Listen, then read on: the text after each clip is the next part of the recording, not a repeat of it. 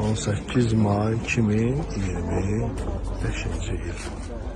Behrem kəndi, Behrem İmamzadəsi. Allah hər bizə nəsib eləsin inşallah. Kesin talvarın altında əyləşin, bir 5 dəqiqə səbirli olun.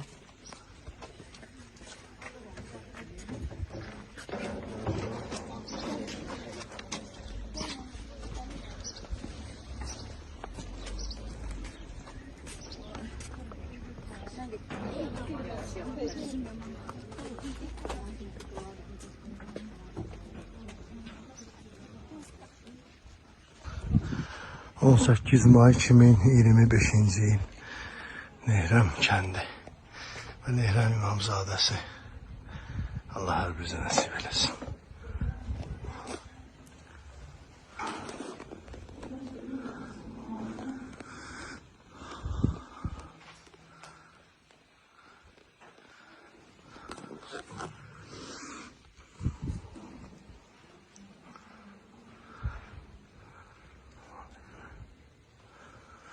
Seyyid Akil İbni Musa İbni Cafer.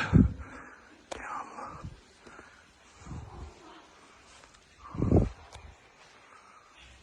Seyyid Akil. İmamzadenin adı Seyyid Akil'di.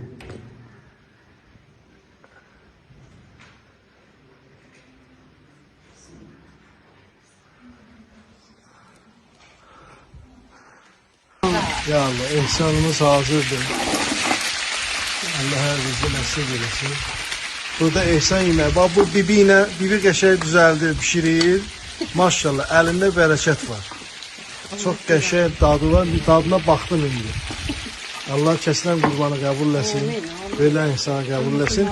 Bir də Allah can sağlığı versin. Balaların toyunda nəsib eləsin. İnşallah biz də yenə iştirak edək. Allah kömək olsun. Bəli. Nehrəm İmamzadəsində. Özünüzü yiyip doyuzdurmayın. O boyda qəşəng ehsan gəlir oradan. Ehsan pişirilir. Allah qəbul eləsin. Verilən ehsanları, kəsilən qurbanları Allah qəbul eləsin inşallah. Yiyilən dolmaları da Allah qəbul eləsin. Dolma qəşəng deyirlər. Amma orada o boyda qoyun kəsilib. Allah köməyiniz olsun.